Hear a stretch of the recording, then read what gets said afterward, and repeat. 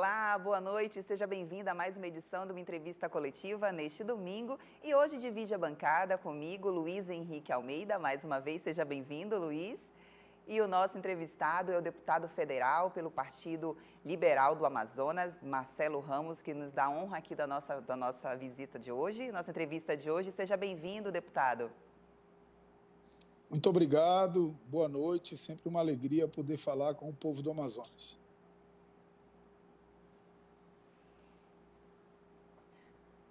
Então, deputado, para a gente começar a nossa entrevista de hoje, eu queria primeiro que o senhor falasse para a gente das suas principais atuações dentro da Câmara, né? Inclusive, vamos começar falando das eleições.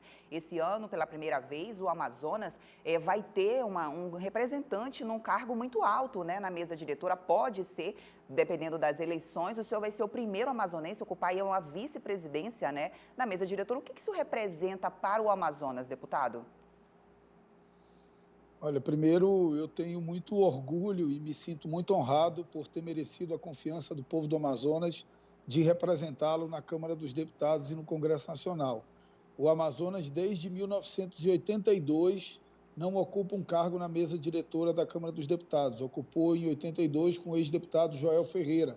E agora nós temos a oportunidade de, amanhã, eleger um amazonense primeiro vice-presidente da Câmara dos Deputados. Isso é muito significativo, não só do ponto de vista simbólico de apresentar o Amazonas ao Brasil, mas também do ponto de vista de utilizar esse prestígio e essa posição de destaque, porque o vice-presidente da Câmara, ele é o vice-presidente do Congresso Nacional, que é a reunião da Câmara e do Senado, de deputados federais e de senadores. O mais importante é ter capacidade de usar esse prestígio para trazer melhorias para o povo do Amazonas, garantir a conclusão da BR-319, garantir recursos de emendas para a capital e para o interior e, acima de tudo, a gente conseguir, com essa posição de destaque, dialogar com o Brasil e convencer da importância da Zona Franca de Manaus para a geração de emprego e renda, para o desenvolvimento do nosso estado, mas também para a preservação do meio ambiente na nossa região.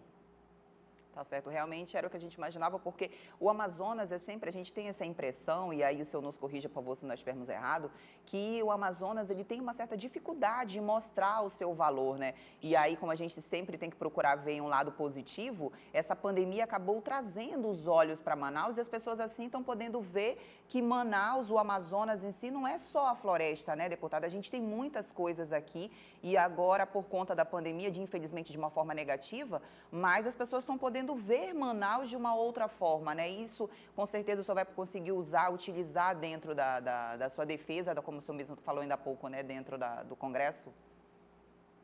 Dentro da Câmara dos Deputados, nós temos uma dificuldade objetiva. Nós somos 8 deputados federais entre 513. Para você ter uma ideia, a bancada de São Paulo são 70 deputados federais.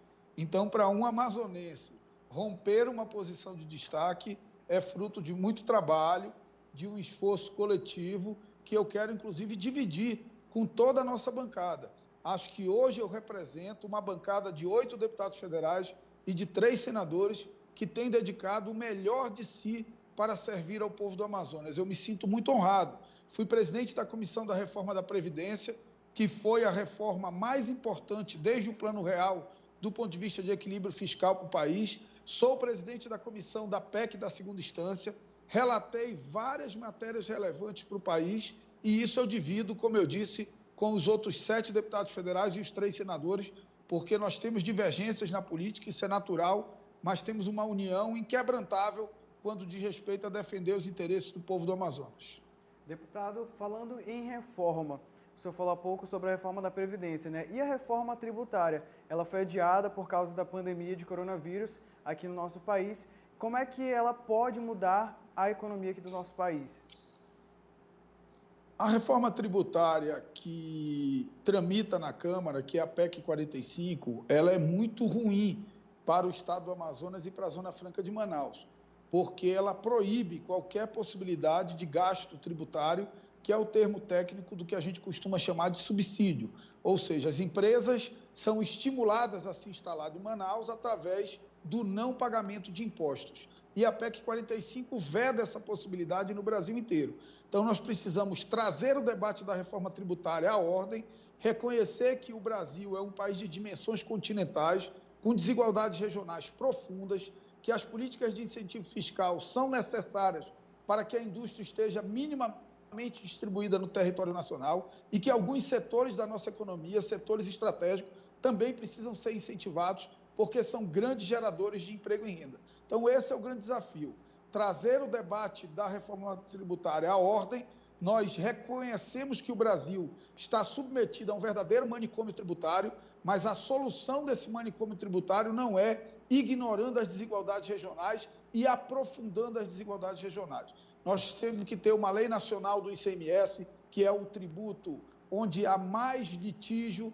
Nós precisamos ter uma lei que seja o marco regulatório das políticas de incentivo fiscal e regional, e nós precisamos tomar umas medidas para diminuir o contencioso tributário no Brasil e para dar mais segurança jurídica.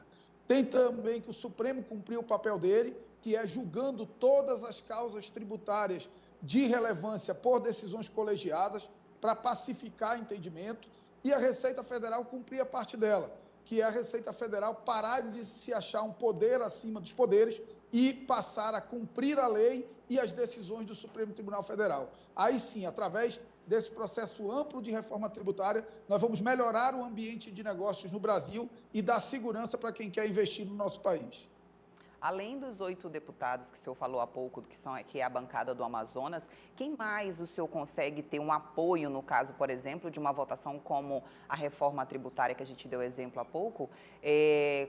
Com que estados a gente pode dizer que a gente tem uma certa afinidade, uma parceria mais, como o senhor falou, é até uma desigualdade muito grande, né? O Amazonas ali representado por 8 parlamentares, enquanto os outros estados têm aí muitos deputados, né? Como é que funciona para que a população entenda, numa discussão como essa, como é que o Amazonas consegue ali se proteger ou chamar a atenção, até para conseguir mesmo se defender, né? Na verdade, o que a gente faz? A gente identifica no Brasil os estados que têm indústria incentivada e procura construir alianças com eles. O Nordeste, toda a indústria instalada no Nordeste, está no Nordeste porque tem algum incentivo fiscal. Goiás é um grande polo, por exemplo, de medicamentos e também da indústria automotiva, porque tem incentivo fiscal. Então, a gente procura identificar no Norte, no Nordeste, Goiás, que é um estado importante, e construir alianças de proteção, porque realmente há uma avalanche de São Paulo, que eu brinco que São Paulo é o segundo país da América Latina. Depois do PIB do Brasil, o segundo PIB da América Latina é do estado de São Paulo, maior do que qualquer outro país, menos o México, né? Então, da América do Sul, o segundo. Da América Latina, incluindo o México, seria o terceiro. Então, nós precisamos conter essa agressividade de São Paulo do ponto de vista de atrair todos os investimentos industriais para o seu estado. E isso criaria uma hiperconcentração da atividade industrial num só estado do país, o que é muito ruim para um país das dimensões do Brasil. Agora, voltando a falar das eleições, deputado, como é que funcionou essa articulação para que o senhor chegasse a essa vice-presidência, aí junto como candidatos, né, com o deputado Arthur Lira? Como é que funcionou para vocês chegarem até essa... Como é que se fechou essa aliança para chegar nessa mesa? Na verdade, após a reforma da Previdência e a minha condução, dialogando com todo mundo, sendo tolerante, equilibrado, respeitando as minorias, se criou um clima na casa em torno da ideia de eu ser candidato a presidente da Câmara dos Deputados.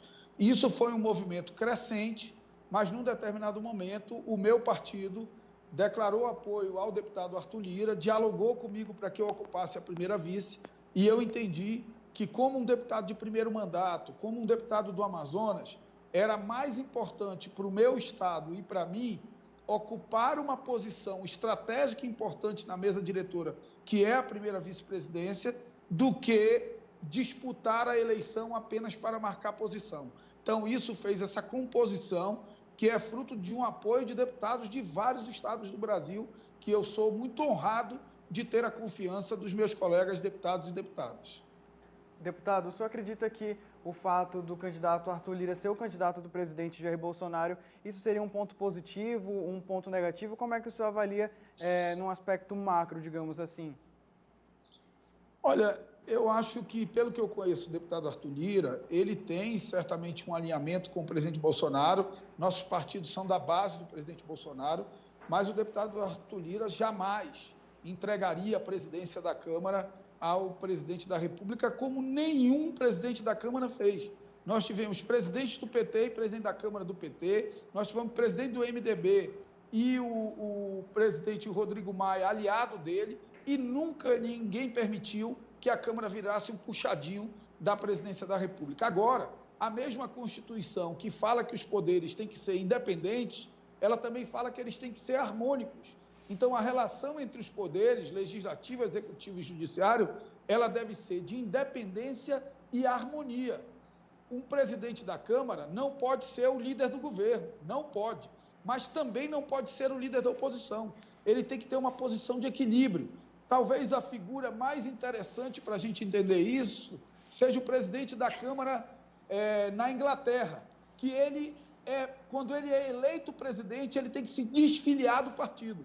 Ele é o speaker, ele apenas faz a gestão e a condução dos debates da casa. Então, acho que o que nós estamos procurando encontrar é isso, uma relação entre poderes de independência e harmonia, que reafirme a independência do poder, mas que não atrapalhe o Brasil a aprovar as reformas necessárias para que a gente, após superar essa crise da pandemia, possa voltar a crescer e a gerar emprego e renda para a nossa gente, que está sofrendo muito por conta da pandemia, que tem efeitos sanitários dramáticos, mas que, de tão dramáticos que são esses efeitos sanitários, os efeitos econômicos também são muito graves. É impressionante a quantidade de mensagens que eu recebo pedindo oxigênio e pedindo cesta básica. O povo amazonense está sem respirar por falta de oxigênio e está começando a ficar sem comer por falta de ter o que colocar na mesa. Então, nós precisamos combater duramente os efeitos sanitários para que, no futuro próximo, a gente possa começar a combater os efeitos econômicos dessa pandemia. Tá certo, deputada. A gente vai falar já mais sobre isso, inclusive sobre a comissão de combate aí ao Covid-19, qual o deputado faz parte, mas depois do intervalo a gente volta já.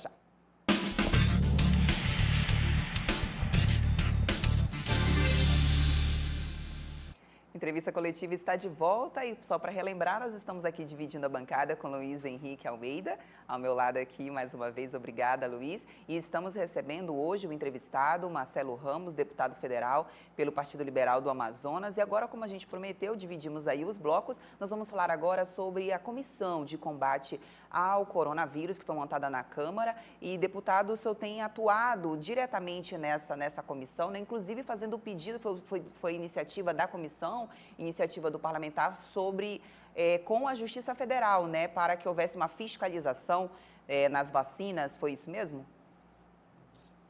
Essa comissão, ela foi criada pela Câmara tão logo nós entramos nessa grave crise de coronavírus no país. Ela é presidida pelo deputado Luizinho, do Partido Progressista do Rio de Janeiro, e ela tem 4 amazonenses, salvo engano. Eu, o deputado Pablo, registro que o deputado Pablo, na semana passada, fez uma bela audiência na comissão, tratando desse problema da falta de oxigênio em Manaus, e também o deputado Bosco e o deputado Sidney também são membros dessa comissão.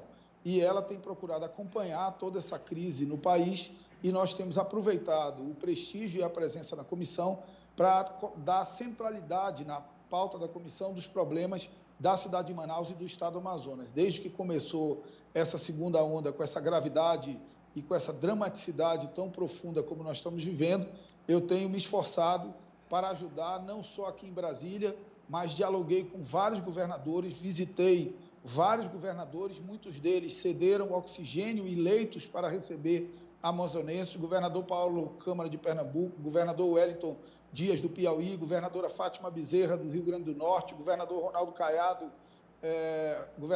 Caiado de Goiás, e além disso, destinei boa parte das minhas emendas, praticamente 100% das minhas emendas para a saúde, porque entendia que era o grande drama da vida do povo do Amazonas. Farei isso novamente agora no orçamento de 2021 e, fora isso, uma grande campanha solidária. Nós aproveitamos esse prestígio nacional, recebemos doação de bancos, de empresas de automóveis, de empresas de refrigerante, de confederações nacionais empresariais, e isso nos possibilitou doar 1 milhão de máscaras, 25 mil litros de álcool gel, 400 medidores de pressão digital, uma série de equipamentos de proteção individual para os médicos, e estamos agora, nessa segunda etapa, cuidando de uma grande campanha de arrecadação também de alimentos, para que a gente possa, paralelo à tentativa de salvar a vida dos amazonenses que estão agonizando por falta de oxigênio, buscamos oxigênio junto à Embaixada da China, um avião para transportar oxigênio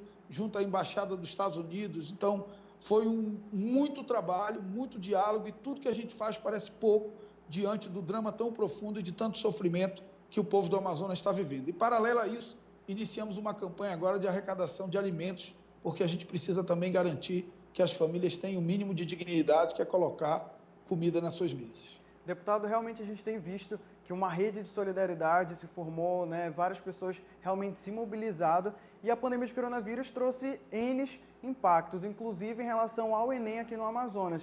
Nós vimos que o senhor e o vereador aqui de Manaus, Amon Mandel, entraram com uma ação civil pública pedindo o adiamento do Enem, né? Que a Justiça não quis, por várias vezes não quis que fosse adiado aqui do Amazonas, alegando várias coisas, a partir de que momento que o senhor viu que aquela briga também era sua?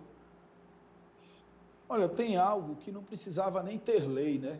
Eu digo que se a gente utilizasse a lei do bom senso, a gente não precisava recorrer tanto à justiça. É uma atitude absolutamente inusitada e insustentável a tentativa do INEP, do Ministério da Educação, de manter o Enem no final de semana passado, no meio de uma tragédia humanitária que o Amazonas está vivendo. O vereador Amon ajuizou a ação, pediu meu apoio, eu dei o meu apoio, assinei junto com ele a ação, e nós conseguimos a decisão que adiou o Enem no estado do Amazonas, sem prejudicar os estudantes amazonenses que farão o Enem quando diminuir essa grave crise que nós estamos vivendo. Também, via judicial, nós conseguimos interferir nessa questão das vacinas, que virou um escândalo, uma bandalheira, né? Sem nenhum critério de prioridade na vacinação.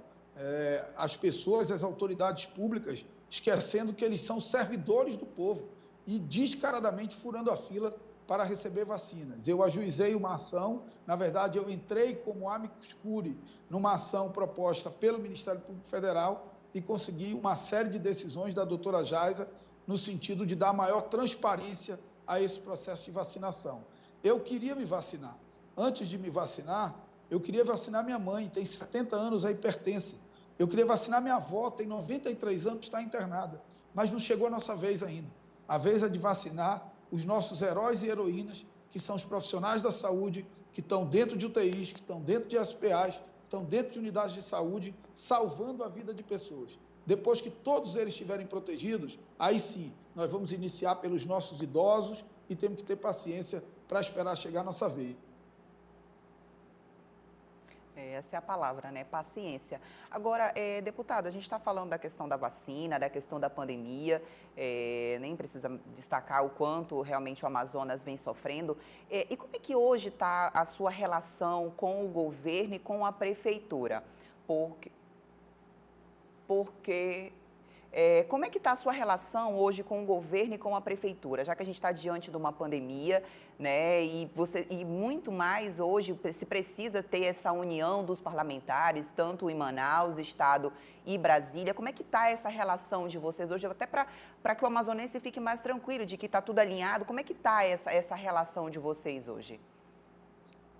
Olha, eu acho que a pandemia tem graves problemas de condução nas três esferas administrativas, tanto da prefeitura como do governo federal, mas tenho convicção de que o momento não é de procurar culpados. O momento é de fazer todos os esforços juntos, sinérgicos, para que todos os amazonenses respirem. Eu só vou atrás de culpados e de responsáveis depois que todos os amazonenses estiverem respirando.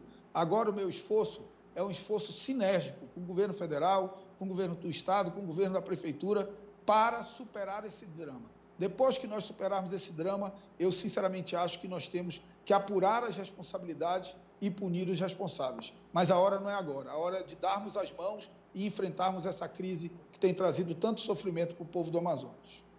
Tá certo. Só para a gente voltar a falar do Enem, que foi a pergunta do Luiz há pouco, hoje, inclusive, hoje não, perdão, durante a semana, houve uma manifestação aí do MEC dizendo que, falando em cancelar o Enem para os estudantes do Amazonas, de proibir que eles façam esse ano, no ano de 2021. Vocês já foram notificados, pretendem fazer alguma coisa em relação a isso? O INEP, perdão, entrou com essa decisão de que vai cancelar, não vai fazer as provas em fevereiro, como havia sido prometido. Vocês já estão cientes disso? Pretendem fazer algo para garantir aí que os estudantes do Amazonas possam fazer essa prova depois? Não tem nenhuma possibilidade de uma pretensão irresponsável dessa do INEP prosperar. Se eles insistirem nisso, nós vamos novamente à Justiça e eu não tenho dúvida que a Justiça Federal garantirá o direito líquido e certo dos estudantes amazonenses de fazerem a prova quando houver garantia de segurança sanitária para eles e para os seus familiares, já que esses estudantes vão ter que pegar um ônibus, vão ter que ir até uma escola, aglomerar na escola e depois voltar para casa para o contato com seus pais, com as suas mães, com seus avós, com seus irmãos, numa nova cepa do vírus que dizem que é extremamente contagiosa. Então, não é hora disso. Os estudantes do Amazonas podem ficar tranquilos de que eles terão a garantia do Enem no momento em que houver segurança sanitária no estado do Amazonas. Deputado, voltando um pouco ao assunto relacionado ao Congresso, essa semana o deputado Baleia Rossi ele deu uma entrevista onde ele falou que o relatório da comissão especial não foi concluído e, por isso, a PEC da segunda instância, que é de sua autoria, não foi votada. O que o senhor tem a dizer a respeito disso?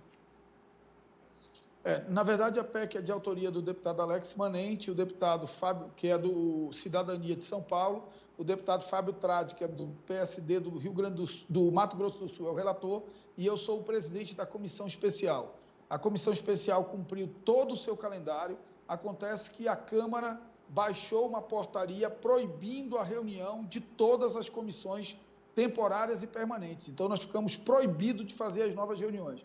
Mas eu já respondi ao deputado Baleia Rossi e a verdade, ela sempre surge, o sistema da Câmara não mente e o relatório do deputado Fábio Tradi está registrado desde o dia 8 de setembro. Na verdade, eu respeito muito o deputado Baleia Rossi, mas ele tem alguns compromissos com os partidos que os apoiam e um dos compromissos é de não pautar a PEC 199, que é a PEC da segunda instância, e aí ele buscou uma desculpa para justificar a falta de firmeza no compromisso de que essa PEC deve ser pautada. Tão logo as comissões possam voltar aos trabalhos, a PEC será votada na comissão e encaminhada para o plenário. A decisão de votar no plenário é do presidente, seja quem for o eleito amanhã.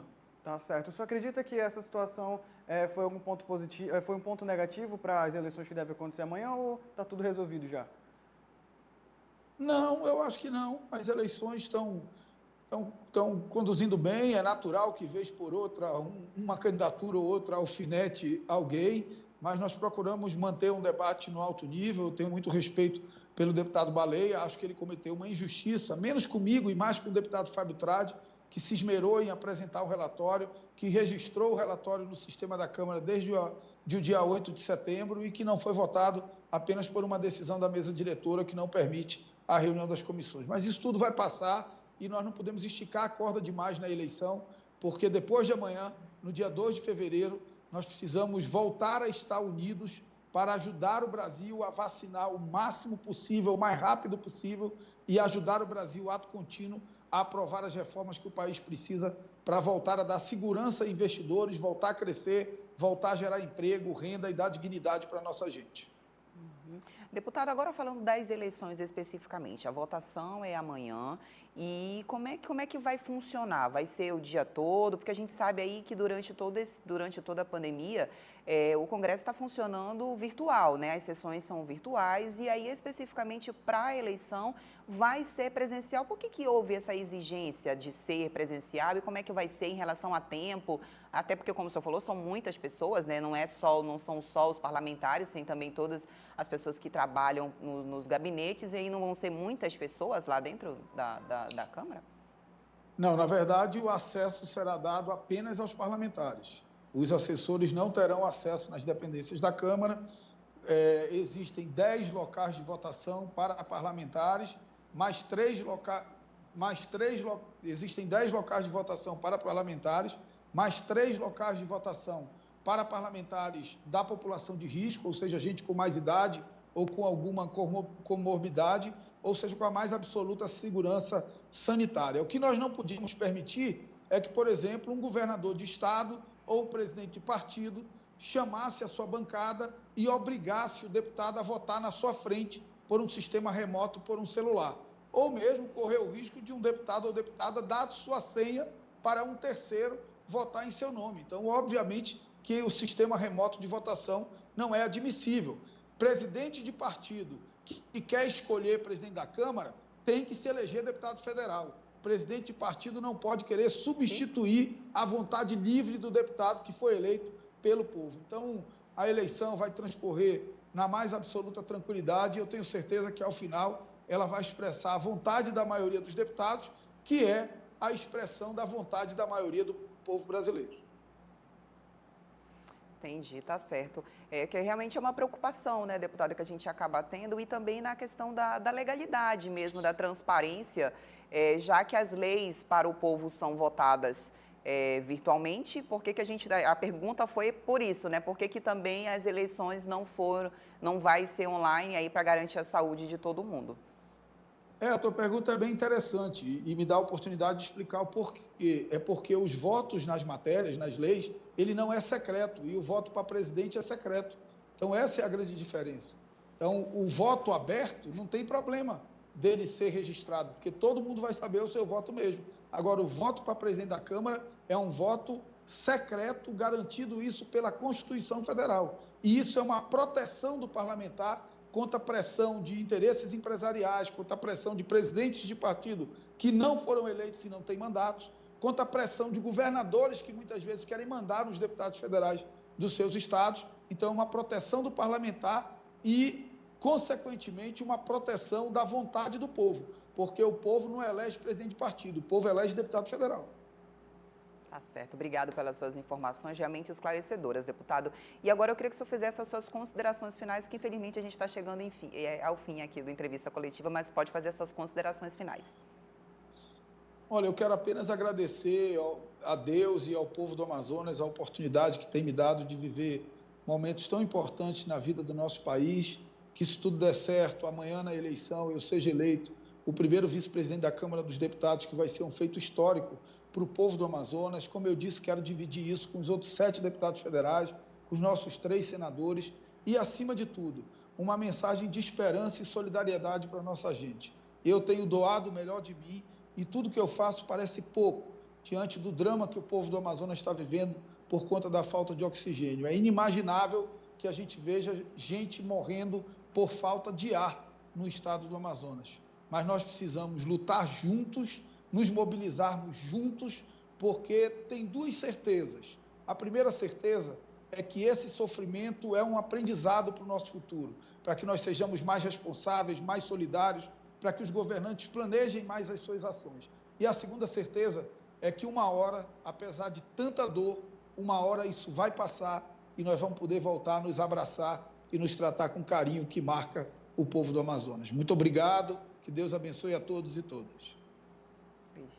Tá certo. Obrigado também, deputado, pela sua participação aqui na entrevista coletiva. Foi muito esclarecedora e desejo também que amanhã o senhor vote consciente, que todo mundo da Câmara faça realmente uma escolha consciente amanhã. Isso aí. Muito obrigada pela sua participação, deputado, mais uma vez, e boa sorte aí, que afinal de contas é o Amazonas sendo representado. E muito obrigado a você que ficou conosco até agora em mais uma edição do Entrevista Coletiva, e a gente volta no próximo domingo. Até lá!